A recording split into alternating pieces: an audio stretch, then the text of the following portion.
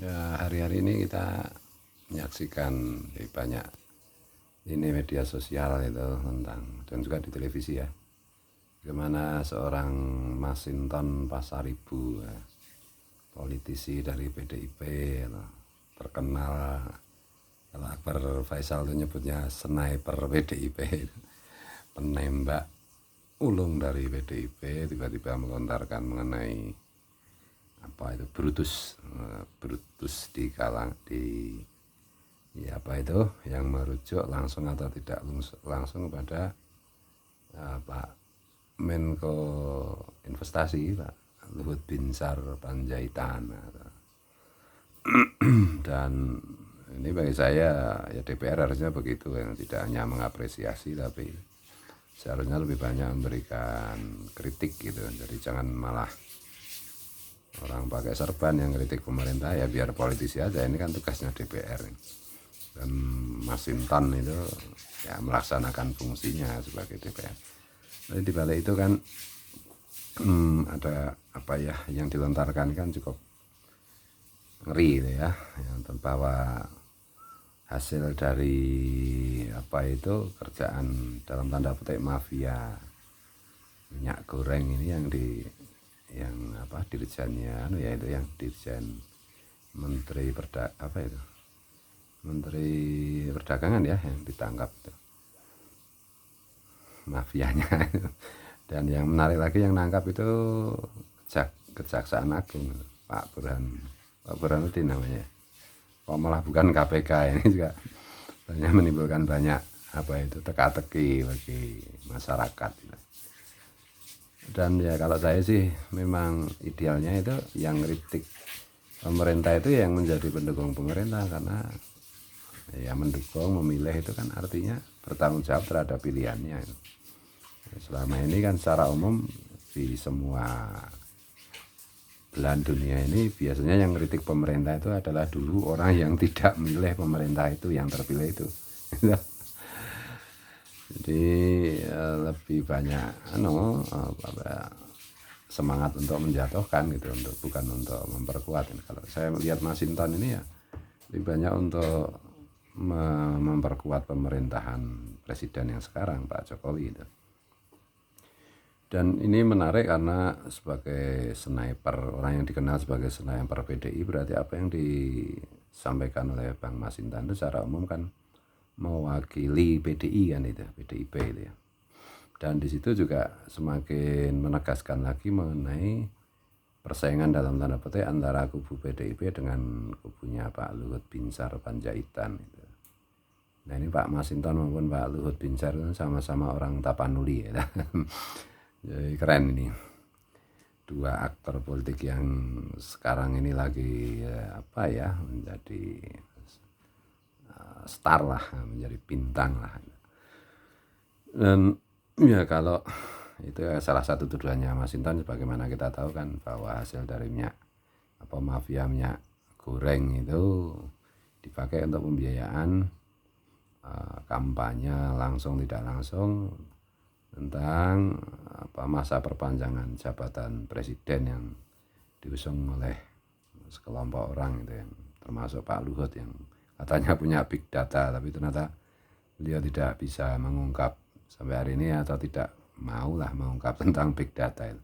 Tidak mau atau tidak ada ya susah juga kita membedakan. Ini saya ini seru gitu ya, apa itu pertempuran dalam tanda petik ini dinamika yang luar biasa, karena memang ya kita bayangkan nih sebagai presiden tuh ya punya lingkaran berbagai macam apa itu kepentingan gitu, interest dan juga kelompok gitu. Dan bahwa apa itu dan kelompok-kelompok itu interest itu kan saling bagaimana caranya dalam tanda petik itu menguasai atau mendominasi presiden. Nah oleh karena itu dari situ sudah dulu itu saya yakin dan percaya bahwa kalaupun ada kebijakan-kebijakan pemerintah itu yang tidak pas atau keliru, itu ya tidak sepenuhnya itu berasal dari presiden gitu, bisa saja dari pembantu-pembantunya gitu. termasuk ya isu tentang perpanjangan masa jabatan kepresidenan, itu penundaan pemilu dan lain-lain. Nah, dan kan saya bilang itu adegan yang sangat berbahaya, dan pasti nanti rakyat yang pro pemerintah, pro Pak Jokowi, kalau kalau sudah kubu yang mau memperpanjang masa jabatan presiden itu benar-benar gaspol, ya nanti ya dilawan beneran. Untung alhamdulillah wacana ini sudah berhenti lah, sudah relatif berhenti gitu. Dan kembali ke persoalan itu ya, Bung Masinton dan Pak Luhut Binsar Panjaitan ini, kalau Pak Luhut Binsar itu tidak hati-hati ya nanti ya beliau kan praktis ya, beliau sendiri menyampaikan nanti setelah 2024 itu kan beliau tidak akan aktif lagi di dunia pemerintahan, dunia politik gitu.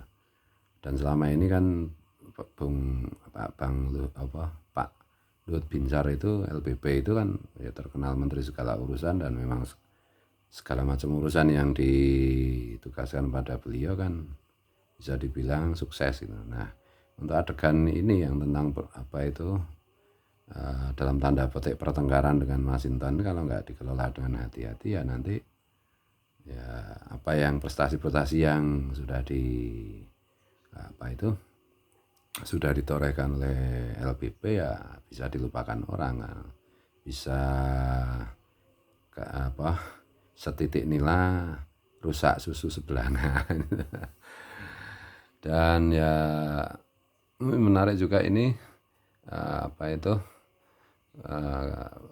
pertarungan kepentingan antara kubu PDIP dan kubu partai ya, dan kubu non partai seperti Pak LBP. Udah jangan lupa juga bahwa ini juga misalnya kayak Partai Nasdem macam-macam kan juga udah bikin semacam ancang-ancang baru gitu, yang katanya mau ngusung capres Anies Baswedan, yang tentu saja PDIP tidak akan pernah bisa menerima gitu. Dan ya belum lagi kubu yang lain gitu, karena kalau kembali ke Pak LBP itu juga kemarin nyatanya Golkar juga ikut menggulirkan gitu. Setidaknya 1-2 orang pentingnya Golkar ya, kemudian PKB Caimin ya, kemudian PAN kan ini juga sempat kemudian paguyuban lurah ya, alhamdulillah itu karena ada desakan publik, kemudian ada demo mahasiswa dengan berbagai macam kekurangan dan kelebihannya, wacana yang bisa istilahnya itu kontraproduktif untuk kesehatan demokrasi negara kita itu bisa berhenti dengan kalimat presiden yang sudah kita dengarkan gitu. Kalau itu saya sih lebih cenderung presiden itu tidak pernah mendukung